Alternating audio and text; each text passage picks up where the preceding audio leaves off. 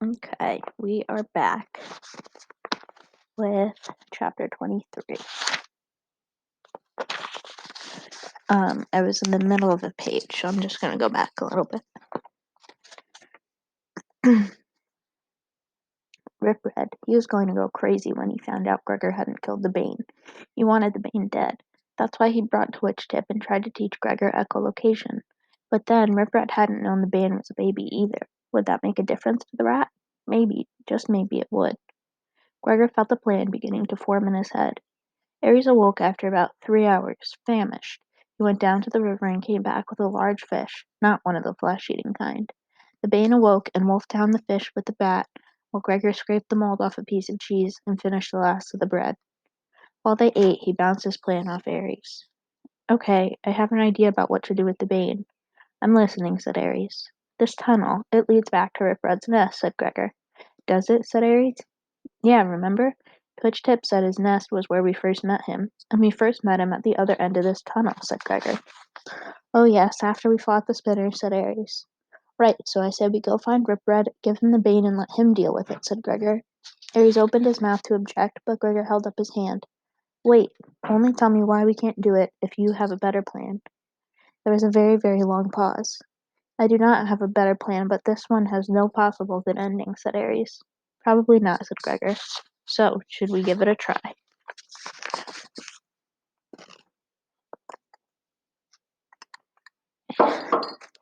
Ares insisted Gregor sleep for a few hours. When he woke, they began their trek into the tunnel.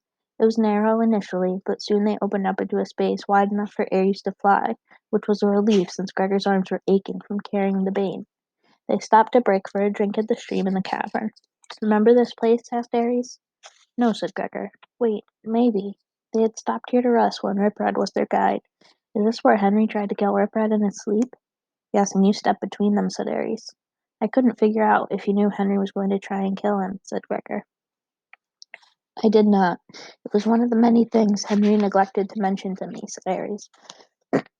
Gregor could tell he didn't want to talk about it anymore. As they flew on, the Bane began to whimper for his mother again. How bizarre this must all seem to the baby rat. Flying through the air on a bat, being held by a human, knowing something very wrong had happened to his mother. Gregor fed it the rest of the chocolate bar from the labyrinth. He had one left, but decided to save it for a real emergency. The smell of rotten eggs began to permeate the tunnel, and Gregor knew they were fast approaching the cavern where they first encountered the spiders, Treeflex and Gox. Ares landed at the entrance, and they went out on foot. The sulphur-scented water rained down the walls, and there, on the floor, was the husk of Treeflex's body, all that remained of the spider after its companion Gox had drained the insides. Want to rest? Said Gregor. Not here, said Ares. Good, Gregor said, even though what lay ahead was nasty. The tunnel dripped the evil-smelling water down on them. Rip Red had taken them through it with the idea of concealing their scent from the rats, and they had certainly reeked of rotten eggs when they came out. This trip was, if possible, less comfortable. Gregor had been wearing a hard hat for the first trip, which had offered some protection. He had not been injured. He had been eager to find his father instead of dreading the moment when they next met, and he had been carrying boots on his back, not a rat in his arms. Poor Ares had ridden on Temp's back before, because the tunnel was so narrow and long. Now he limped along, scraping his wings on stone outcroppings, ducking his head in the eye-stinging drizzle. In minutes they were all soaked. The rat meowed miserably. Mewed miserably. Gregor trudged along, putting one foot in front of the other. He and Ares did not speak the entire time they were in the tunnel, although it was many hours. When eventually they staggered out of the mouth into the open space, Gregor's knees gave way under him, and he sat on the ground hard. He expected the Bean, who'd been squirming for most of the trip, to try to run off. Instead, it burrowed up under his shirt and pressed against his chest. Ares slumped against a rock next to him. Are there rats around? Asked Gregor. About 10 coming in now. But that's what we want, right? That is what we want, said Gregor. Neither of them made any attempt to move as the rats surrounded them, and then he saw the diagonal scar that split Rip Red's face. If I'd known you were coming, I'd have fixed the place up, said Rip Red. Don't bother. We won't be long. I just came to give you a present. For me? You shouldn't have, said Rip Red. You brought me Twitch Tip, said Gregor. Not because I expected anything in return, said Rip Red. His nose was beginning to move, his eyes fastened on the lump under Gregor's shirt. "You're getting something anyway," said Gregor as he pulled up his shirt. The bane slid out on the floor in front of him. Every rat except Rip Red gasped. Seeing another rat, the baby started to run to Rip Red, but jumped back at the violent hiss that issued from its mouth and scurried over to Aries. "You don't like kids, do you?" said Gregor. Rip Red had hissed at Boots, too. "Not this one in particular," said Rip Red. "What's it doing here?" "I don't know where else to take it," said Gregor. "You were supposed to kill it, but I didn't. I brought it to you." "And what makes you think I won't kill it?" said Rip Red. "I don't think you'd kill a pup," said Gregor. "Ha!" Rip Red said, pacing angrily in a circle. Gregor wasn't sure whether that meant yes or no. "Okay, how about I don't think you'd kill the Bane, because if you do, you'll never get any of the other rats to follow you." It was lucky he'd been sitting down, because Gregor smacked back onto the rock so fast he would have cracked his skull if he had been standing up. As it was, it hurt plenty. Rip Red pinned him to the ground with one paw as he bared his fangs in Gregor's face. "And I have you also thought, under the circumstances, that I might very well kill you?" Gregor swallowed hard. The answer was yes, but instead of admitting it, he looked at Rip Red dead in the eye and said, "Okay, but I think I'd better warn you that if we fight, you've only got a 50-50 chance of winning." "I do," said Rip Red, which was enough to distract him for a second. "Why is that?" "Because I'm a rager, too." Rip Red began to laugh so hard he fell on his side. The other rats were laughing too. Gregor didn't even feel like sitting up. "It's true," he said to the ceiling.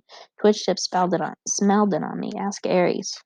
No one asked Aries. They were guffawing too hard, and that was the thing you had to give rats. They enjoyed a good joke.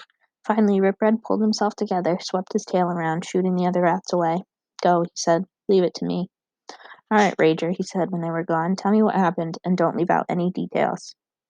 "I left you after your sorry excuse for an echolocation lesson, and then I ran into Nerissa," said Gregor. He told Rip Red everything about the fireflies, the squid tentacles, about saving Twitch-Tip in the whirlpool and losing Pandora on the island, about the serpents in the tankard and taking refuge in the cave. And then he found he couldn't go on. "Yes, you 6 were in the cave. What about the others?" said Rip Red. "They were lost," Aries said, after it was clear Gregor wasn't going to answer, and the Bat picked up his story, telling them how the remaining group had split. How Twitch-Tip had led them until she'd collapsed, how Goldshard and Snare had fought, how Gregor had taken the bane, and now here we are. Rip Red looked at them thoughtfully. "So you are. What's left of you," he said. "I'm sorry for your losses." That was the thing about Rip Red. One minute he was about to kill you, and the next he seemed to understand it was all you could do not to curl up into a ball and die. "Out of curiosity, Gregor, what do you expect me to do with the pup if I don't kill it?" said Rip Red. "I thought you might, raise it. Everyone's so afraid of what it will turn into. If Snares got a hold of it, it probably would have grown up to be a monster. But maybe if you take care of it and stuff, it might turn out okay." "You thought I'd be its dad?" said Rip Red, as if he hadn't heard right. "Or at least its teacher. One of the other rats could be its parent. Just for, 18 years or whatever." "That's something you obviously don't know about rats," said Rip Red. "That ball of fluff over there will be full grown by the time you've seen another winter." "But it's just a baby." "Only humans grow so slowly," said Aries. "That's one of their great weaknesses. The rest of us in the Underland mature as the rats do, some even more quickly." "But how do you teach it everything it has to know?" said Gregor. "Rats learn faster than humans. And what does it really need to know? To eat, to fight, to find a mate, to hate everything and everyone who's not a rat? It shouldn't take long to learn those things." "You know other things," said Gregor, "about what goes on in the Overland even." "Well, I've spent a lot of time at your libraries at night," said Rip Red. "You read the books?" said Gregor. "Read them, eat them, whatever mood strikes me," he said. "All right, Overlander, you may leave the pup with me. I won't kill it, but I can't promise I can teach it much. And there'll be hell to pay in regalia." "I don't care," said Gregor. "If they think I'm going to do their dirty work, they can think again." "That's the stuff, boy. You're a rager. Don't let them push you around," said Rip Red. "I am a rager," said Gregor. "I know. It's just that there are brand new ragers, and there are old veteran ragers who fought in countless wars. And you would be the first kind," said Gregor, "and I don't even have a sword. How's your echolocation coming along?" "It's not," said Gregor. "I stink at it." "But you'll keep practicing, because you have such unflagging confidence in my judgment," said Rip Red.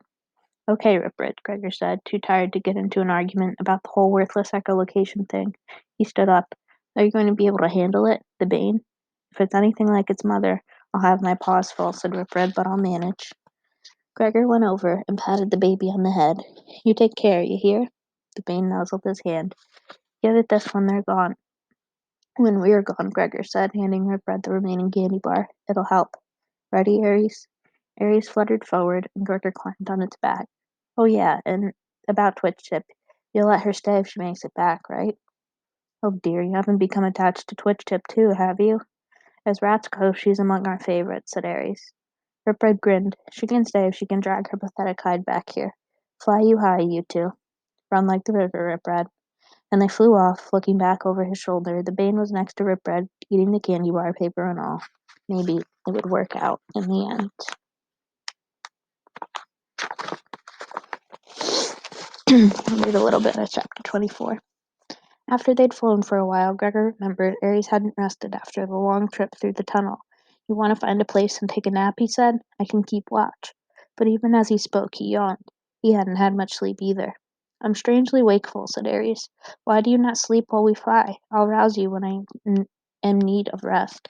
Okay, thanks. Gregor stretched out on Ares' back. The fur was damp and smelled of rotten eggs, but Gregor's clothes were in no better condition. Beneath the fur was the warmth of Ares' body. He closed his eyes and let oblivion take over. Ares let him sleep about 6 hours before waking him. They camped in a niche high in the rocks of a cavern. The bat conked out immediately after providing Gregor with a few raw fish. Gregor picked up one of the fish and ripped off a strip of skin with its teeth. Then he took a bite of the cold meat.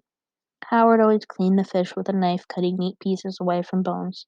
Gregor didn't have a knife or even a sword now. And what did it matter, anyway? Still hunched over his fish on the stone ledge, he felt like he was in a time warp. He'd become a Neanderthal man or something, tearing into raw flesh, just trying to get life-sustaining calories into his body. That must have been a hard life. Of course, his own wasn't exactly a picnic. He thought longingly of rich, fatty foods, Mrs. Cormacy's lasagna, loaded with cheese and sauce and noodles, chocolate cake with thick frosting, mashed potatoes and gravy. He ripped off a stubborn piece of fish with a grunt. It didn't take long, he thought, to erase hundreds of thousands of years of change if you were hungry. Gregor wiped his hands on his pants and leaned back to the stone. He found himself staring into the flashlight beam, drawn toward one bit of light in the huge dark place. He was down to his last set of batteries. If they ran out, he'd be entirely dependent on Ares to get him out. Who was he kidding? He was already entirely dependent on the bat. In fact, it didn't really seem fair. Ares had kept them alive about 90% of the time anyway. Gregor didn't feel like he'd been holding up his end of the bond.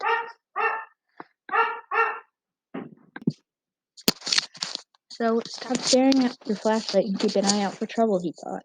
Disgusted with himself, he now swept the beam over the surrounding rocks. Nothing new. Still, he had to get better at being on watch.